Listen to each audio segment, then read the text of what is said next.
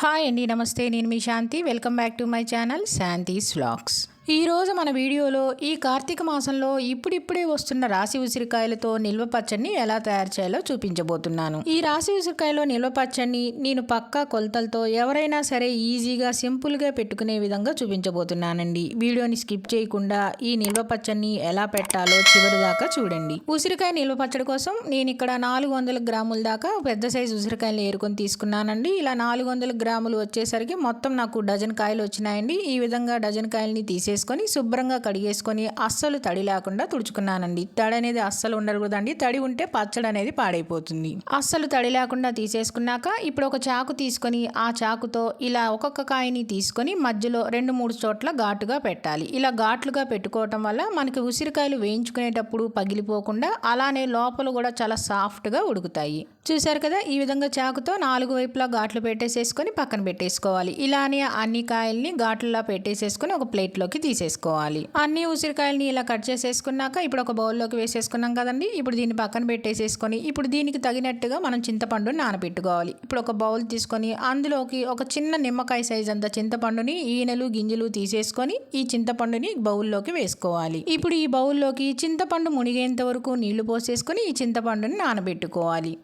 చింతపండు నానబెట్టుకున్న తర్వాత ఇప్పుడు స్టవ్ ఆన్ చేసి ప్యాన్ పెట్టుకొని ప్యాన్లో 1/2 టీ స్పూన్ మెంతులు వేసుకొని ఆ మెంతుల్ని దోరగా వేయించుకోవాలి. మంటని మీడియం ఫ్లేమ్లో పెట్టి వేయించుకోవాలండి, లేకపోతే మెంతులు తొందరగా మాడిపోతాయి. ఇలా మెంతులు మంచి సువాసన వచ్చేంత వరకు ఇలా లైట్గా వేయించుకున్న తర్వాత ఇప్పుడు ఇందులో 1 టీ స్పూన్ ఆవాలు వేసుకోవాలి.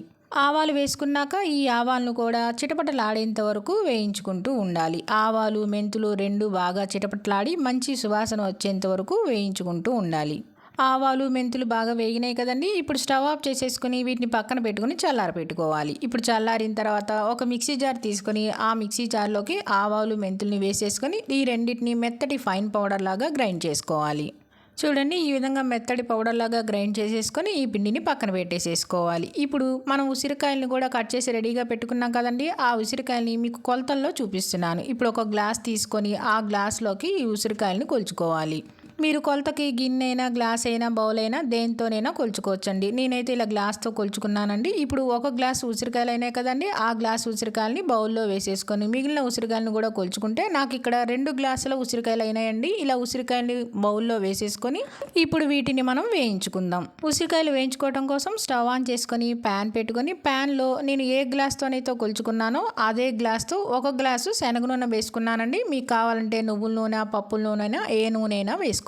ఇలా నూనె వేసేసుకొని నూనె కొద్దిగా కాగిన తర్వాత ఇప్పుడు మనం రెడీ చేసి పెట్టుకున్న ఉసిరికాయల్ని నూనెలో వేసుకోవాలి.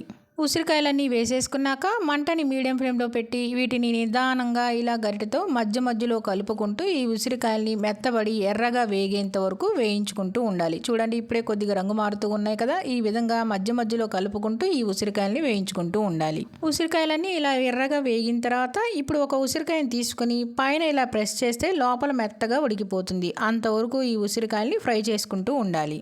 చూడండి, ఇక నేను మీకు చూపిస్తున్నాను. ఇలా గరిటెతో ప్రెస్ చేస్తే మనకి లోపల మెత్తగా ఉడికిపోయింది, పైన ఎర్రగా వేగింది కదండి. ఈ విధంగా ఉసిరికాయలన్నీ వేగిపోయినాయి కదా. ఇప్పుడు ఈ ఉసిరికాయలన్నింటినీ ఒక బౌల్లోకి తీసేసుకోవాలి. ఉసిరికాయలన్నీ ఒక బౌల్లోకి తీసేసుకొని పక్కన పెట్టేసుకోవాలి. ఈ లోపు మనం నానబెట్టుకున్న చింతపండు ఉంది కదండి, ఆ చింతపండుని ఇలా చేతితో బాగా పిసికి చింతపండు రసాన్ని తీసుకోవాలి.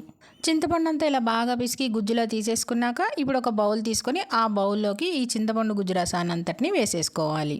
చింతపండు గుజ్జంతా ఇలా తీసేసుకున్నాక ఇప్పుడు స్టవ్ ఆన్ చేసుకొని ప్యాన్ పెట్టుకొని ప్యాన్లో 2 టేబుల్ స్పూన్ల ఆయిల్ వేసుకోవాలి. నేను ఇందాక ఉసిరికాయలు వేయించుకున్న ఆయిల్ ఉంది కదండి, ఆ ఆయిల్ని తీసేసుకొని మిగిలిన ఒక 2 టేబుల్ స్పూన్ల ఆయిల్ మాత్రమే ఉంచి ఈ ప్యాన్లో ఇప్పుడు చింతపండు గుజ్జు రసాన్ని వేసేస్తున్నాను. చింతపండు రసం వేసేసుకున్నాక ఇప్పుడు ఈ చింతపండు రసం బాగా ఉడికి దగ్గరగా అయ్యేంత వరకు లో టు మీడియం ఫ్లేమ్లో మంటని అడ్జస్ట్ చేసుకుని ఉడికించుకోవాలి. ఇలా మధ్యలో గరిటెతో కలుపుకుంటూ ఉడికించుకోవాలి. మనం పులిహోర చేసుకోవటానికి చింతపండు గుజ్జును ఉడికించుకుంటాం కదండి, ఆ విధంగా ఉడికించుకుంటే సరిపోతుంది. చూడండి, ఈ విధంగా చింతపండు గుజ్జంతా బాగా ఉడికి దగ్గరగా అయ్యి ఆయిల్ అంతా సపరేట్ అయింది కదండి. ఈ విధంగా ఉడికించుకున్నాక ఇప్పుడు మనం వేయించి పెట్టుకున్న ఉసిరికాయలు ఉన్నాయి కదండి, ఆ ఉసిరికాయలన్నిటినీ వేసేసుకోవాలి.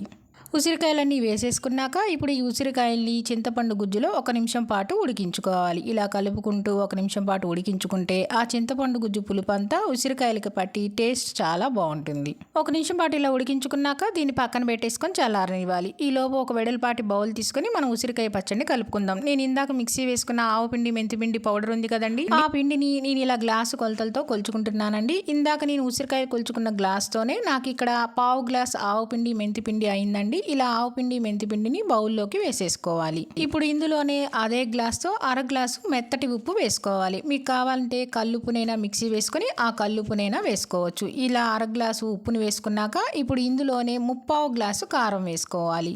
చూడండి, నేను ఇక్కడ అదే గ్లాస్తో 3/4 గ్లాస్ కారం వేసేసుకొని ఇప్పుడు ఈ 3 బాగా కలిసేలాగా ఒకసారి కలుపుకోవాలి. మొత్తం ఇలా కలిపేసేసుకున్నాక ఇందాక మనం చల్లార పెట్టుకున్న ఉసిరికాయలు చింతపండు గుజ్జుంది కదండి, దాన్ని అంతటిని ఇందులో వేసేసుకోవాలి. ఇలా వేసేసుకొని ఈ మొత్తం ఉప్పు కారం ఆవు పిండి అంతా ఈ ఉసిరికాయలకి పట్టేలాగా కలిపేసేసుకోవాలి. ఈ విధంగా మనం ఉప్పు కారం ఆవు పిండి అంతా కలిసేలా కలుపుకున్నాక మనం ఉసిరికాయలు వేయించుకుని వేసుకుంటే మనకి ఈ ఉసిరికాయలకి ఉప్పు కారం అంతా బాగా పడుతుంది.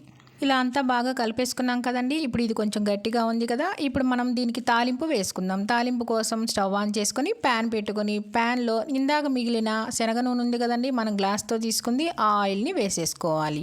ఆయిల్ వేసుకున్నాక ఆయిల్ హీట్ ఎక్కాక 1 స్పూన్ జీలకర్ర 1 స్పూన్ ఆవాలు వేసుకొని అలానే ఇందులో ఒక 3 ఎండుమిర్చిని ముక్కలుగా కట్ చేసేసుకొని అలానే కొద్దిగా ఇంగువను కూడా వేసుకొని ఈ పోపు అంతటిని వేయించుకోవాలి. పోపుని మరీ ఎక్కువగా మాడనివ్వకుండా లో ఫ్లేమ్లో పెట్టి వేయించేసేసుకుంటే చూడండి పోపు అంతా చక్కగా వేగింది కదా. ఇలా వేగిన తర్వాత స్టవ్ ఆఫ్ చేసేసుకొని ఈ పోపుని పక్కన పెట్టేసుకోవాలి. పోపుని పక్కన పెట్టేసుకొని ఈ పోపుని కొద్దిగా చల్లారనివ్వాలి. పోపు కొద్దిగా గోరువెచ్చగా ఉన్నప్పుడే ఈ పోపునంతటిని మనం కలుపుకున్న ఉసిరికాయ నిల్వ పచ్చడిలోకి వేసేసుకోవాలి.